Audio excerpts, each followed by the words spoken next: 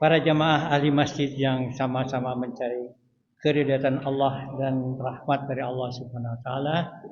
Assalamualaikum warahmatullahi wabarakatuh.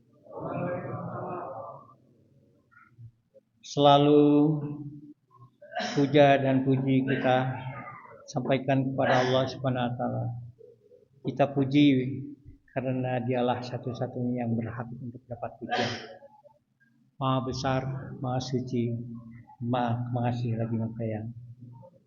Dan kita ungkapkan rasa syukur kita yang sedalam-dalamnya karena atas limpahan karunia dan rahmat yang tidak henti-hentinya yang diberikan kepada kita tiap detik tanpa terasa, sehingga sampai malam ini kita masihnya diberi kesempatan untuk kembali berkumpul di masjid ini untuk sama-sama melaksanakan salat perintahnya, yaitu salat jamaah Isya berjamaah.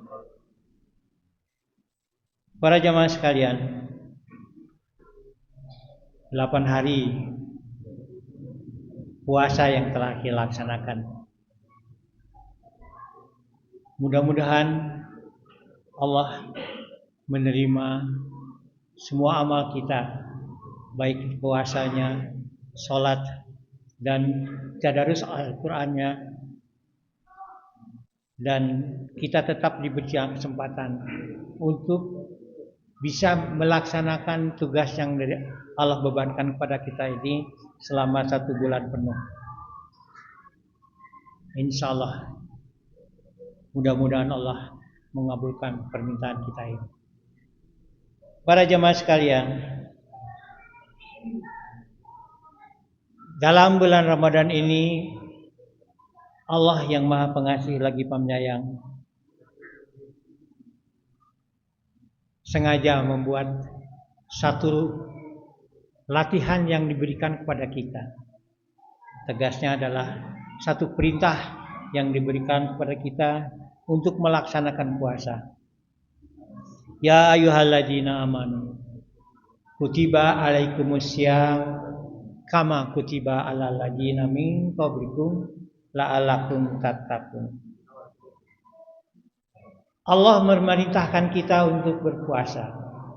Wahai hamba-hambaku yang beriman, puasalah kalian semua. Aku berharap bahwa dengan latihan yang aku berikan kepada kalian semua akan menjadi hamba-hamba yang dekat kepadaku. La'allakum tattaqun. Mudah-mudahan kita semua menjadi orang yang bertakwa. Allah memberikan satu latihan kepada kita untuk kita laksanakan dengan harapan penuh bahwa dengan latihan kita itu, dengan latihan yang Allah berikan kepada kita itu, ada perasaan dalam diri kita selalu dekat dengan Allah Subhanahu wa taala. Kalaulah hari-hari biasa kita akan merasa dekat dengan Allah apabila kita melaksanakan sholat subuh 2, lohor, asar, maghrib, isya. Itu tidak lebih tidak kurang daripada, kalau jumlahnya paling lama setengah jam lah. Tetapi dengan puasa sengaja Allah tugaskan kepada kita dengan harapan bahwa apabila kita melaksanakan puasa atau kita memakai jubah puasa dalam diri kita, akan terasa sekali bahwa tiap detik selama mulai dari terbit matahari sehingga terbenam matahari kurang lebih 12 jam, kita merasa diawasi dengan Allah SWT. Kita merasa diawasi oleh Allah Subhanahu wa taala, sehingga tingkah laku, perilaku kita dan apapun yang kita lakukan, kita merasa dilihat oleh Allah Subhanahu wa taala dan kita berhati-hati untuk melaksanakannya itu. Takwa artinya dekat dengan Allah Subhanahu wa taala. Tidak ada satupun langkah, tidak ada pun satu kegiatan yang kita lakukan di hari-hari yang kita lalui selain daripada ada perasaan Allah melihat kita. Bahkan banyak beberapa hadis mengatakan apabila kita sedang berpuasa, ada orang marah dan mengajak berkelahi, kita mampu mengatakan, maaf, saya dengan puasa, saya ini sedang puasa. Ungkapan yang keluar dari hati kita itu karena kita merasa Allah melihat kita. Allah melarang, jangan umbar amarahmu itu. Bahkan dalam keseharian kalau kita tiba waktu sholat, adzan sudah berkumandang, kita masuk ke kamar mandi untuk wudu, tidak ada satupun orang yang melihat kita, padahal hari sedang terik panas, jam 12 tengah hari, kerongkongan kering, pahit sekali. Kalau kita meneguk sedikit saja air yang akan kita pakai wudu itu, tidak ada yang melihat.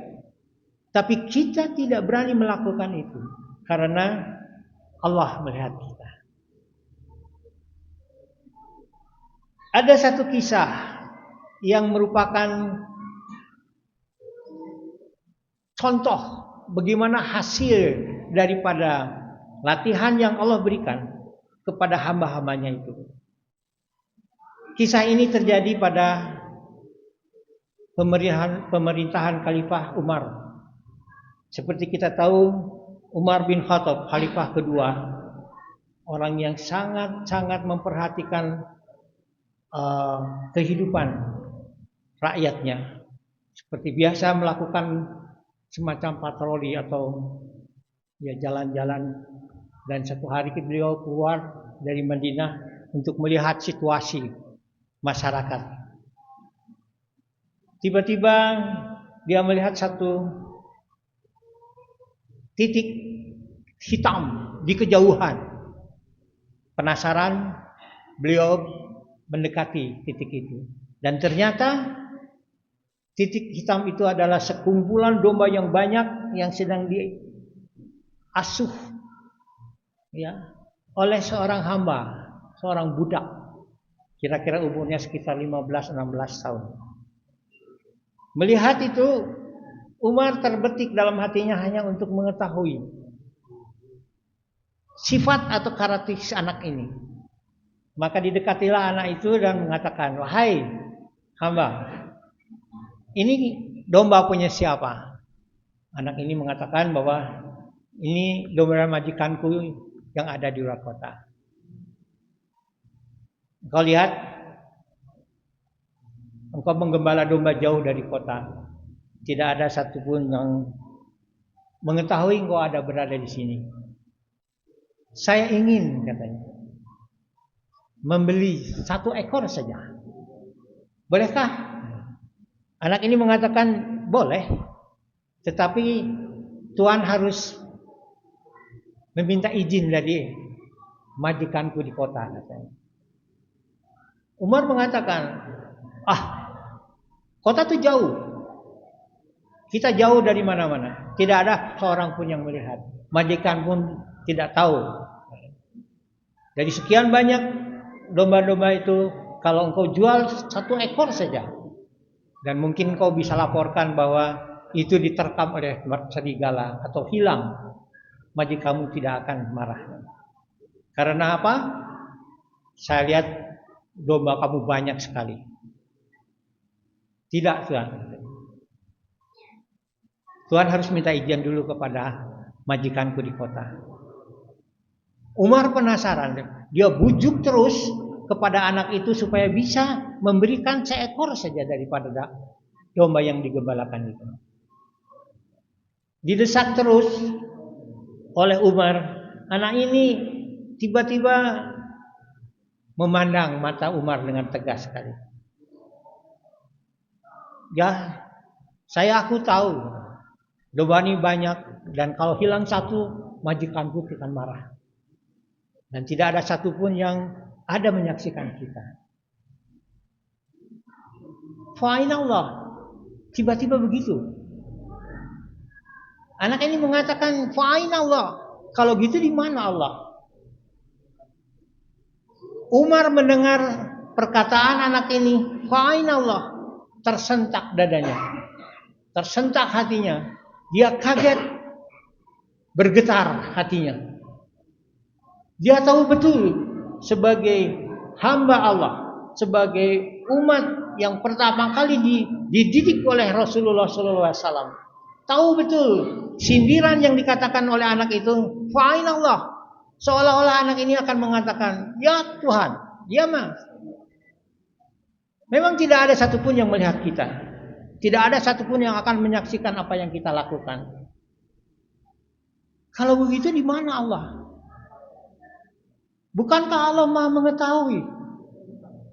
Allah Maha tahu apa yang akan kita lakukan. Bahkan sebelum kita lakukan dalam hati pun Allah tahu itu. Mendengar itu, Umar turun dari kudanya, langsung memeluk anak itu. "Ya budak, antarkan aku ke majikanmu." Berangkatlah mereka kembali ke kota. Dan sesampainya di rumah majikan anak ini, Umar langsung mengatakan kepada orang tersebut, "Baik tuan, aku beli budakmu ini." Ya, tidak keberatan. Maka dijual anak itu. Dan setelah itu Umar membawa anak itu keluar dari rumah majikannya itu dan mengatakan, "Wahai anak, aku bebaskan engkau dari kebudakan ini. Hanya karena kalimat fa'aina Allahmu." Mudah-mudahan dengan fa'aina Allah itulah Allah akan membebaskan kamu juga dari siksa api neraka. Itulah harap jamaah sekalian, contoh yang terjadi di jamaah Umar kepada seorang anak yang sudah terlatih, terdidik, terbiasa. Allah melihat dia walaupun dia di mana pun berada. Seolah-olah terlekat sekali kalimat-kalimat dari firman Allah, "Wa huwa ma'akum aina ma kuntum." Di mana kamu berada dan apapun kamu yang lakukan, Wallahu basirun. Allah selalu melihat engkau. Wa in tajhar biqauli fa innahu ya'lamu sirra wa akhfa. Apabila kamu keluarkan kata-kata baik dalam hati apun masih tersimpan dalam hati, ingatlah Allah mengetahui betul hal-hal yang kecil ini. Dua firman ini sudah menjadi satu karakteristik bagi anak ini, sehingga walaupun dibujuk bagaimanapun oleh Umar, dia bisa mengatakan, "Fa'ina Allah." Kalau gitu di mana Allah? Itulah para jamaah sekalian, mudah-mudahan contoh yang kecil ini bisa dijadikan referensi bagi kita. Selama kita melakukan puasa ini, kita selalu dalam hati ini mengatakan, "Fa'ina Allah." Di mana Allah? Sehingga kita hati-hati dalam bertindak, berperilaku, dan melaksanakan apa yang kita lakukan itu. Demikianlah para jemaah sekalian yang bisa saya ungkapkan. Mudah-mudahan latihan yang Allah berikan kepada kita ini melekat betul dalam diri kita, sehingga tiap detik kita merasa bahwa fa'aina Allah. Kalau gitu di mana Allah? Allah melihat. Allah sendiri mengatakan dalam firman-Nya itu dalam surat Al-Baqarah yang terakhir 187, "Wahai Muhammad, apabila hamba-hambaku bertanya tentang diriku, katakanlah, aku dekat denganmu. Aku akan berada di sisimu dimanapun kalian berada." Sekian, Assalamualaikum warahmatullahi wabarakatuh.